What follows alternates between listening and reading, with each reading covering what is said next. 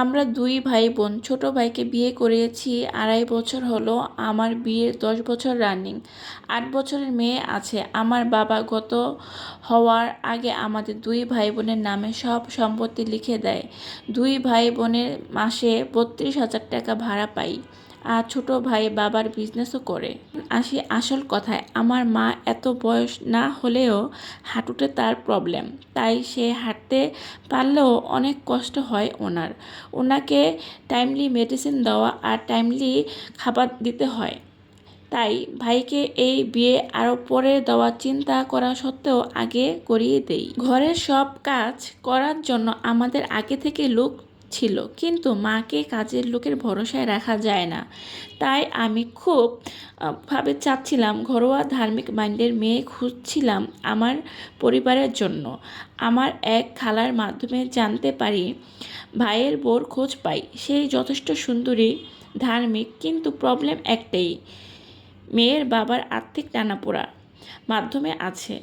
বলতে গেলে খেয়ে না খেয়ে দিন পার করছে তারা। আমাদের কোনো প্রবলেম নাই।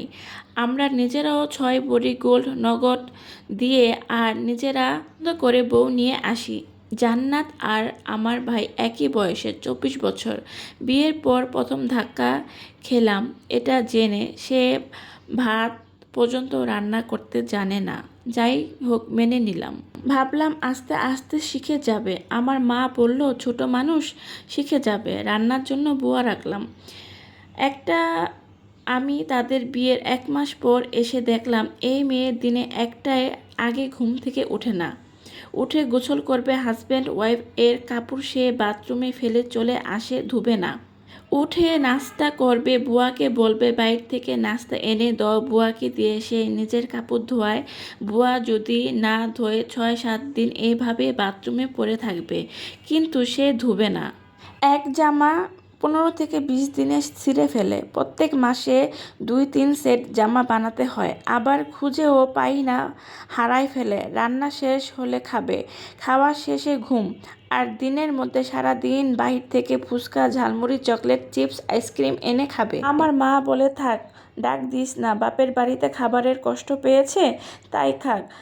একটা বাচ্চা হলে সব ঠিক হয়ে যাবে।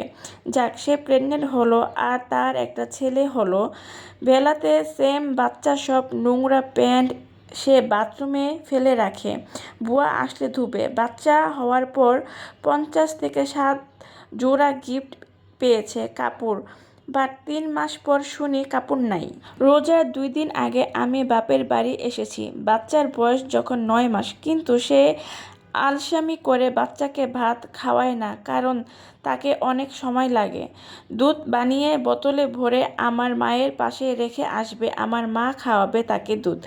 আর বাবুর ভাত দেখলে কেমন জানি লাফ দিয়ে ওঠে, বেচারা খিদার কথা বলতে পারে না।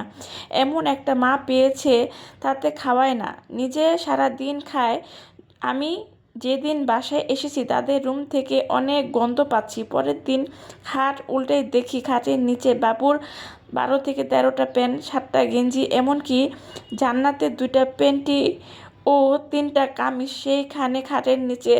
এইগুলো আমাকে বুয়া বলে বাবু নাকি পটি করলে প্যান্ট ধোয়ার জ্বালায় পলিথিনে ভরে জানলা দিয়ে ফেলে দেয় আর পুরো দিন ডাইপার পরিয়ে রাখে। তাদের বিয়ে 2.5 বছর রানিং, কিন্তু এখনও সে ভাত রান্না করতে জানে না। তাকে শিখতে ডাকলে সে আসে না।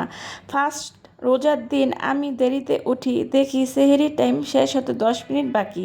আমি তাড়াতাড়ি খেতে বসি। ভাইকে ডাক দিতে গিয়ে দেখি তার বউ ঘুম বসে আর আমার ভাই তাকে ভাত খাওয়ায় দিচ্ছে।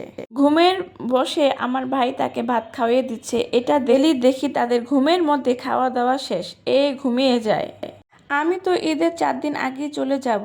এখন বুয়া বলতেছে তাকে শুধু তার মায়ের কাজের জন্য রাখা হয়েছে আর ঘর পরিষ্কারের জন্য, কিন্তু এখন আরও 3 জনের, আমার ভাই, তার বউ আর বাচ্চার, ওদের কাপড় ধোয়া, বাচ্চা দেখাশোনা সব করা লাগে, তাই তাকে বেতন ডাবল দিতে হবে।